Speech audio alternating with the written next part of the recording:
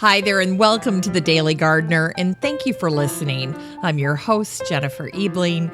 It's April 6th. Today we celebrate the German artist who painted botanicals with extraordinary detail. We'll also learn about the botanist who left his mark on the anatomy of the human eye. We'll celebrate the Spanish botanist who spent his life in Colombia, where, among other things, he studied the cinchona tree and used the quinine to treat malaria. Today's Unearthed Words feature words about April, and we grow that garden library with a book that will help you become more self-sufficient, 1 square foot at a time.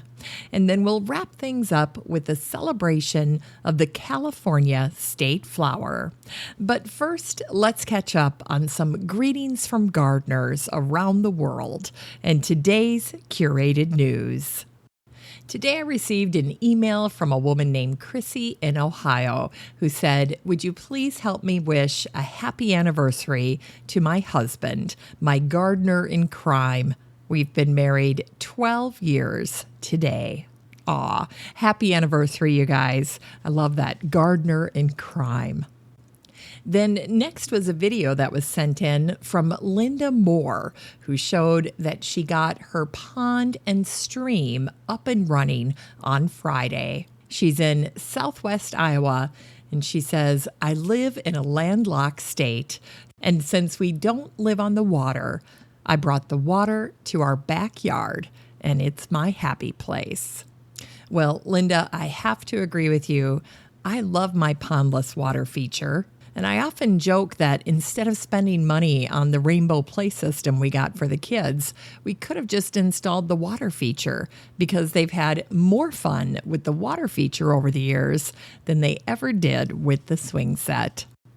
And then finally, Lisa Svensson wrote in. She's from South Minneapolis, and she said, "I'm looking forward to celebrating my 1-year anniversary in my kitchen garden this year, complete with perennials.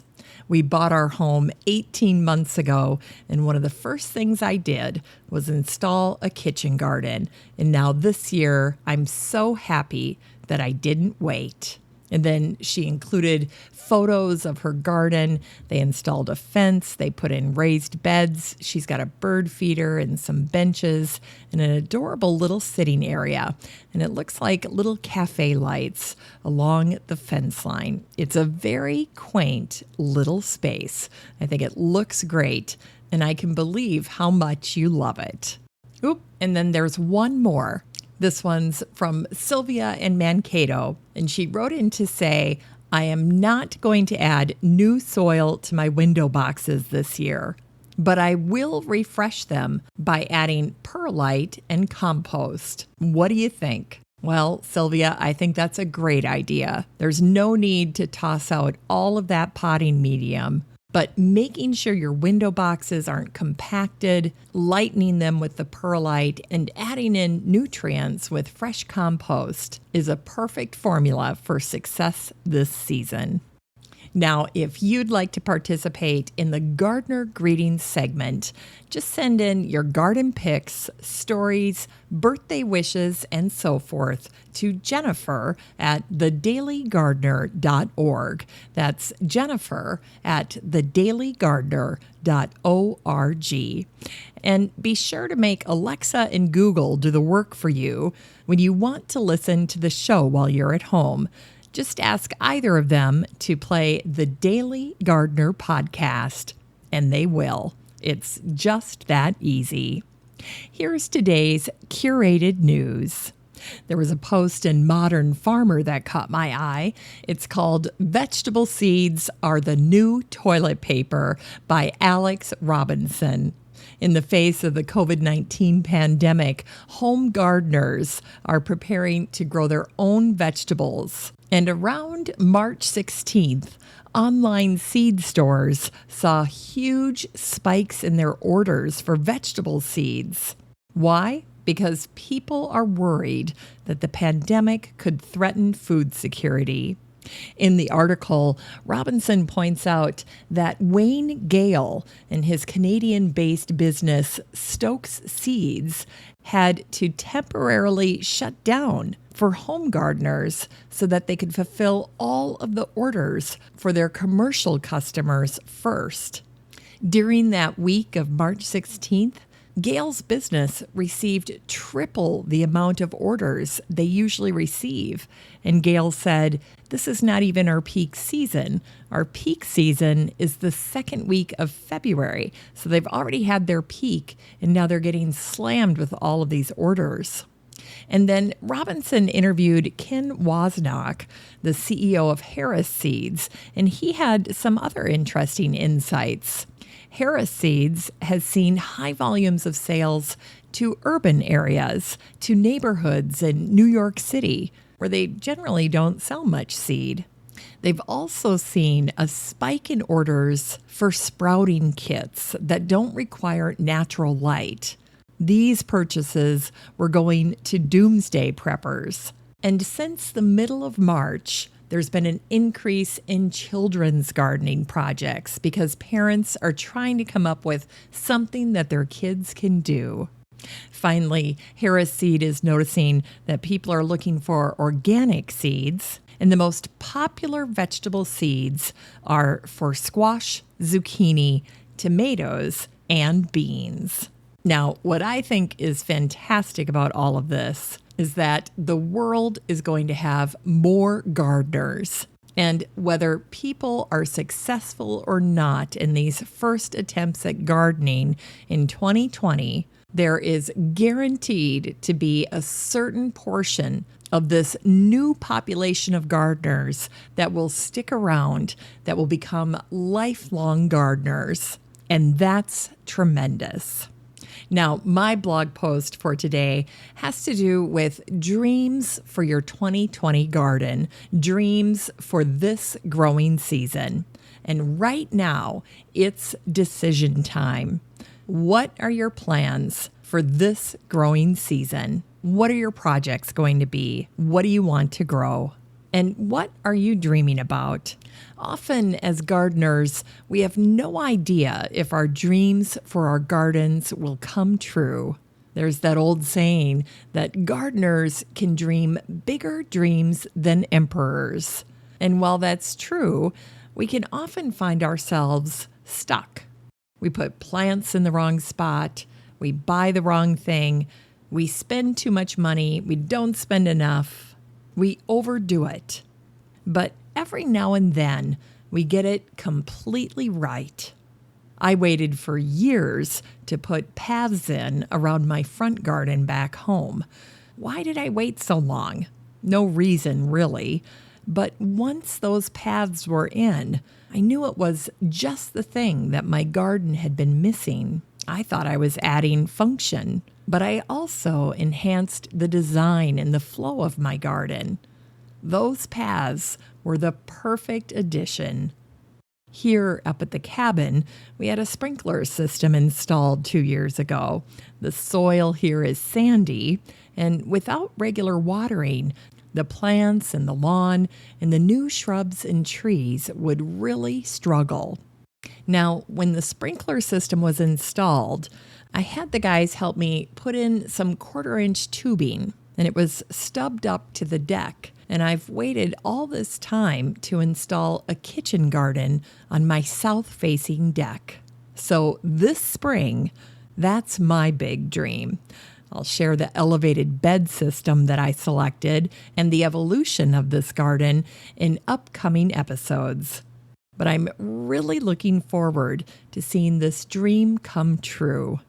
As for you, whatever you're dreaming of and planning for your garden this season, I hope you get it completely right and that your dreams come true as well. All right, that's it for today's gardening news. Now, if you'd like to check out my curated news articles and blog posts for yourself, you're in luck because I share all of it in the listener community in the free Facebook group for the show, the Daily Gardener Community. So there's no need to take notes or search for links. the next time you're on Facebook, just search for the Daily Gardener Community and request to join. I'd love to meet you in the group. Here's today's brevities. Today is the anniversary of the death of the German painter, engraver, printmaker, mathematician, and theorist from Nuremberg, Germany, Albrecht Dürer, who died on this day in 1528. Dürer's work was extraordinary, and by the time he was in his 20s, he was already quite famous. While he was known for his calm demeanor and introversion, his art conveyed profound emotion.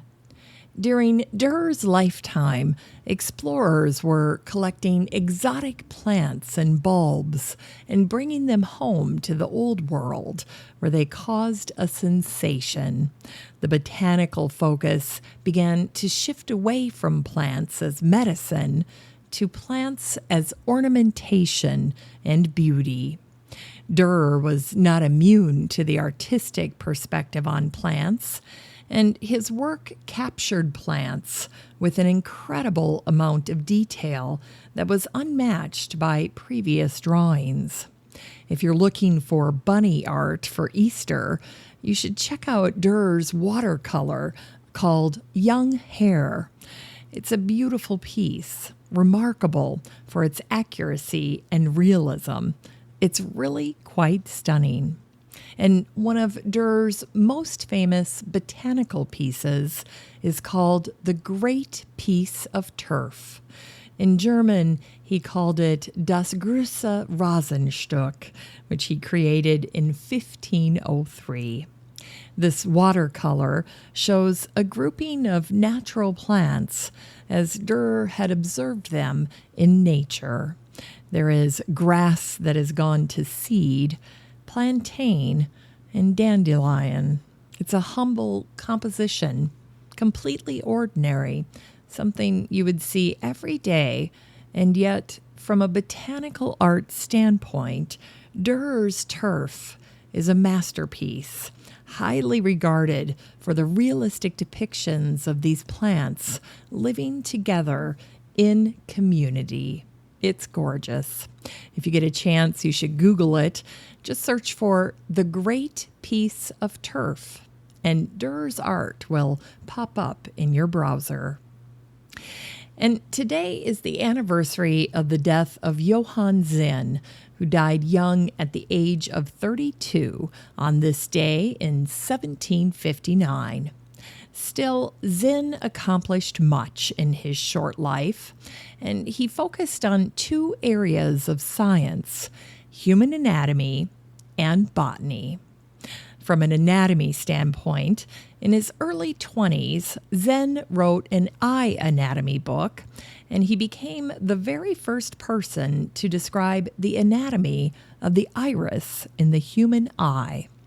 There are several parts of the eye that are named in his honor, including the Zen zonule, the Zen membrane, and the Zen artery.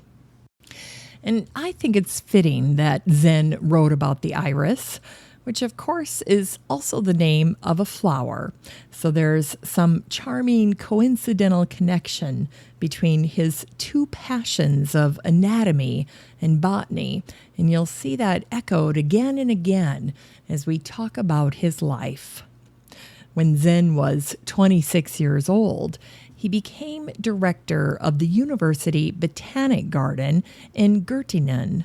He thought the university was going to put him to work as a professor of anatomy, but that job was filled, so botany was his second choice, and he threw himself into that job.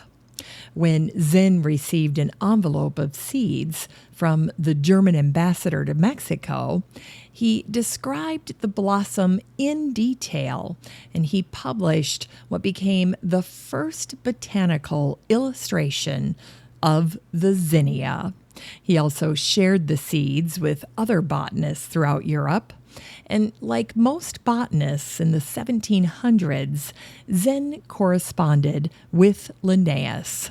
And no doubt Zen's work as a bright young garden director and the fact that he tragically died young from tuberculosis caused Linnaeus to name the flower that Zen had received from Mexico in his honor. And so Zen lives on in the name Zinnia, a favorite flower of gardeners, and for good reasons. They come in a variety of colors. They can be direct sown into the garden. They attract pollinators like butterflies and bees, and they couldn't be easier to grow. And if meditation is something that you struggle with, you can still become a Zen master if you enjoy growing zinnias. Sorry, that's my own joke. I take complete credit for it. I thought it was funny when I wrote it. You may or may not be laughing right now.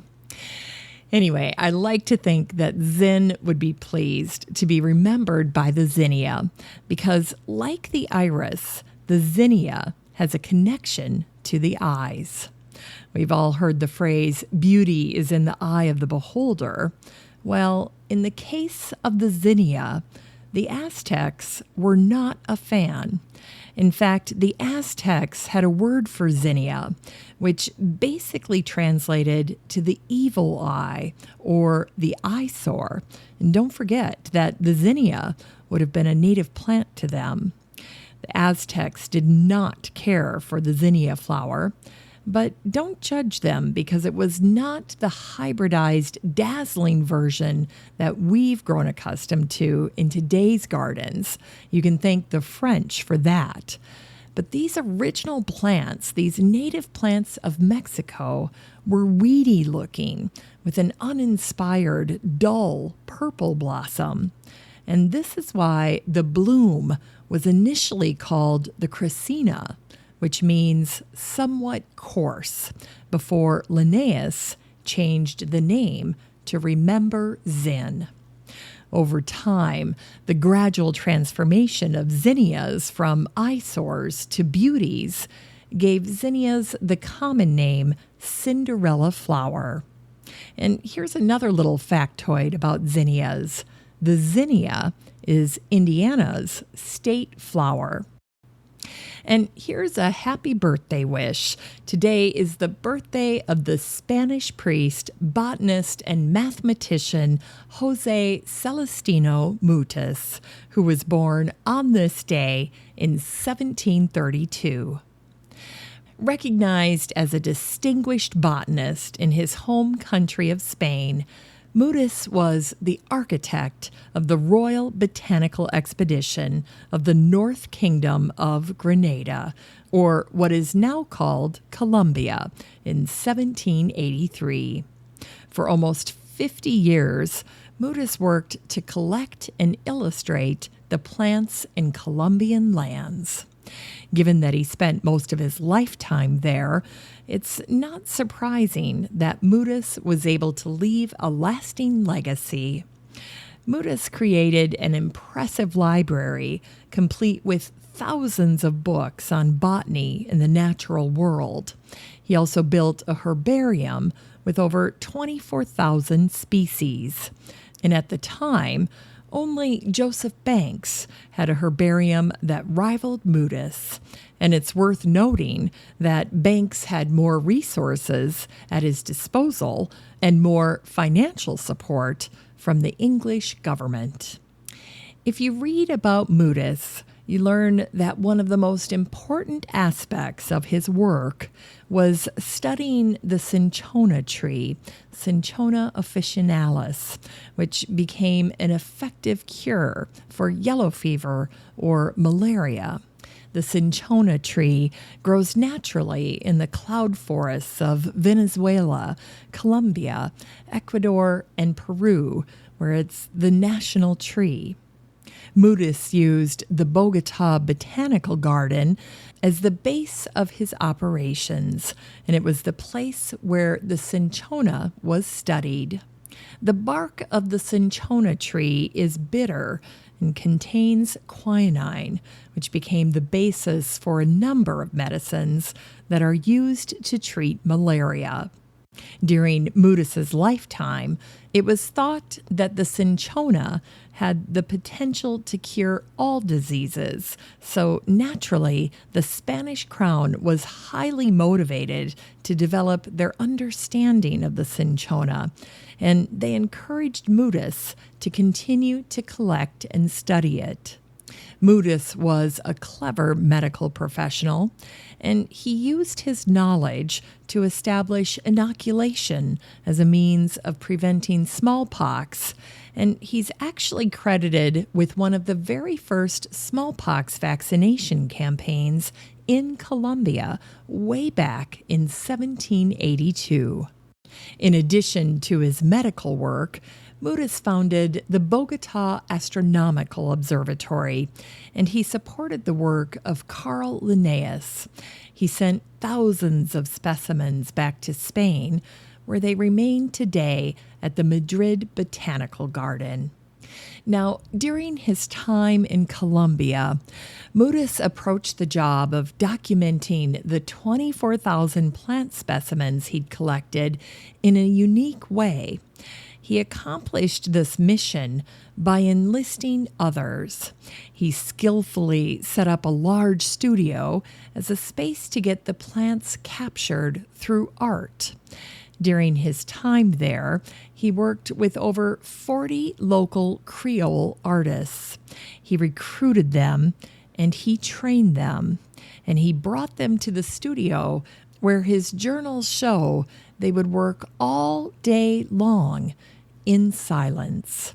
In short, Mudis set up a botanical illustration production machine that was unsurpassed in his day in terms of both the output and the level of excellence for the time. At one point, Mudis had up to 20 artisans working all at one time. One artist would work on the plant habit, while another would work on specific aspects or features of the specimen. The Mudis machine created over 6,500 pieces of art, including botanical sketches and watercolors, and they were all painted with pigments made from local dyes, which heightened their realism. On the top of the Mudis bucket list was the dream of a flora of Bogota, but sadly, it never happened. Mudis died in Colombia in 1808, and he's buried at the University of Rosario in Santa Fe, Argentina, where he taught as a professor. 8 years after Mudis's death, the King of Spain ordered all of the output from the Mudis expedition to be shipped back home. So all of the work that was created by the Creole artisans and the entire Mudis herbarium were packed into 105 shipping crates and sent to Spain, where they sat and sat and sat and waited until 1952, when a handful were used in a large folio series. Then the Mudis collection waited another 60 years until 2010, when they were finally exhibited at Kew. Today, the thousands of pieces that make up the Mudis collection are housed at the Botanical Garden in Madrid, Spain. The pieces are significant, mostly folio size, and since they haven't seen much daylight over the past 2 centuries, they are in immaculate condition. Thanks to that 2010 exhibit, you can see many of these pieces online, and it's true, they are stunning. As for how we remember Mudis, the old 200 pesos banknote in Colombia bears his portrait, and the Bogota Botanical Garden honored Mudis by taking his name.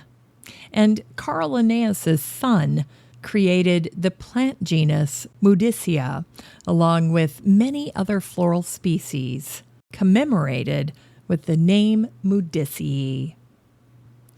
In Unearthed Words, here are some thoughts on spring. This first one's from the American lyric poet Sarah Teasdale. The poem is called April. The roofs are shining from the rain. The sparrows twitter as they fly. And with a windy April grace, the little clouds go by. Yet the backyards are bare and brown, with only one unchanging tree. I could not be so sure of spring, save that it sings in me. And here are some thoughts on spring from the American poet and educator Henry Wadsworth Longfellow.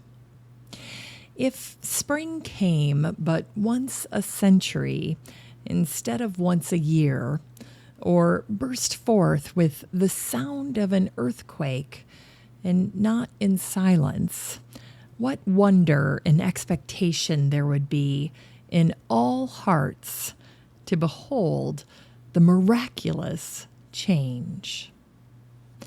And finally, here's an excerpt from Edwin Way Teale, the naturalist and author, from his book, North with the Spring.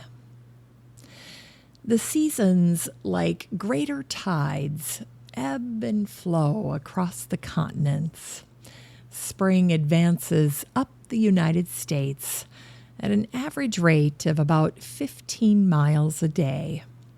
It ascends mountainsides at the rate of about 100 feet a day, and it sweeps ahead like a flood of water racing down the long valleys, creeping up hillsides in a rising tide. Most of us, like the man who lives on the bank of a river and watches the stream flow by, see only one phase of the movement of spring. Each year, the season advances toward us out of the south, sweeps around us, goes flooding away to the north. It's time to grow that garden library with today's book, Square Foot Gardening, 3rd edition by Mel Bartholomew. This is an all-new Square Foot Gardening. It's the 3rd edition, and this best-selling gardening book in North America was relaunched last year and was updated for the next generation of gardeners and beyond. And as you might imagine, Mel's book is very popular right now with the COVID-19 pandemic causing a resurgence in gardening and self-sufficiency. Since Square Foot Gardening was introduced back in 1981, the revolutionary new way to garden that was developed by Mel has helped millions of home gardeners grow more fresh produce in less space and with less work. Now, based mostly on the input and experience of these millions of gardeners, Mel's system has been even further refined and improved to meet today's changing resources, needs, and challenges. This new 3rd edition has over 150 new photos and illustrations, and it's easier than ever to achieve nearly foolproof results in virtually any situation with this new edition. And here's Mel's formula. You get 100% of the produce with 20% of the water and just 5% of the work. And Mel's book is perfect for the experienced square foot gardener or beginners. Veteran gardeners will be delighted to know that the original method that was created by Mel has not changed in any significant way with this new 3rd edition. It still remains the same. Build a box, fill it with Mel's mix, and add a grid. But along with these classic steps, you're going to find some new and exciting information. This book addresses adding trellises and archways and why you want to do that, substituting with new materials that can enhance your square foot garden, adding automatic watering systems, which is a must for me. There's a section called Thinking Outside the Box that offers creative configurations and shapes. Then there's a whole section that's devoted to square foot gardening in dense urban areas when you have little or no yard. And then finally, there's a section on square foot gardening with kids. And of course, all of these topics take on new meaning when you're trying to garden in a pandemic. And you can get a used copy of Square Foot Gardening, the 3rd edition, the brand new one, by Mel Bartholomew, and support the show using the Amazon link in today's show notes for under $25. And as most of you already know, this book is a classic. Finally, here's something sweet to revive the little botanic spark in your heart. Every year since 2010, April 6th is a day to celebrate the California state flower, the California poppy. Poppy Day is celebrated in California schools, where activities are planned to showcase the flower along with other native plants. The botanist Sarah Allen Plummer Lemon created the 1903 piece of legislation that nominated the golden poppy, or Eschscholtzia californica, as the state flower of California. The botanical name honors Johann Friedrich von Eschscholtz, who served as a doctor and surgeon on board the Rurik during a world expedition that began in 1815. 2 years later, in 1817, when the Rurik ended up in the San Francisco Bay Area, the ship's botanist Albrecht von Chamisso discovered the poppy, and he named it Eschscholtzia californica after his friend, Johann Eschscholtz. And there was a little article that was in the San Francisco Call back on May 15th of 1898 that was simply called The Prettiest Wildflowers. And in this article, Eddie Alexander shared her magnificent experiences collecting wildflowers around San Francisco before the turn of the century. The article said that Eddie's wildflower collection was the best in all of California. Incredibly, Eddie had teamed up with a neighbor who was a chemist, and together they had worked to refine a process, a preservative, that would help her fresh-picked wildflowers retain their fresh-picked color. Now, Eddie's process worked remarkably well, with one notable exception. She was never able to come up with a preservative that could sustain the brilliant orange color of the California poppy. Thanks for listening to The Daily Gardener, and remember, for a happy, healthy life, garden every day. During the COVID-19 pandemic, The Daily Gardener is produced in lovely Wyoming, Minnesota. You can find today's show notes over at thedailygardener.org. That's thedailygardener.org. And to participate in the Gardener Greetings segment, send your garden pics, stories, birthday wishes, and so forth to Jennifer at thedailygardener.org. And to listen to the show while you're at home, just ask Alexa or Google to play the Daily Gardener podcast. It's that easy. You can find the Daily Gardener on all your favorite social media, and don't forget to share the show with all your garden friends. Finally, I want to thank my fabulous behind-the-scenes team of Brooke, Kiana, and Paige, and my editor, Eric Begay. Have a great day in the garden, and we'll see you tomorrow.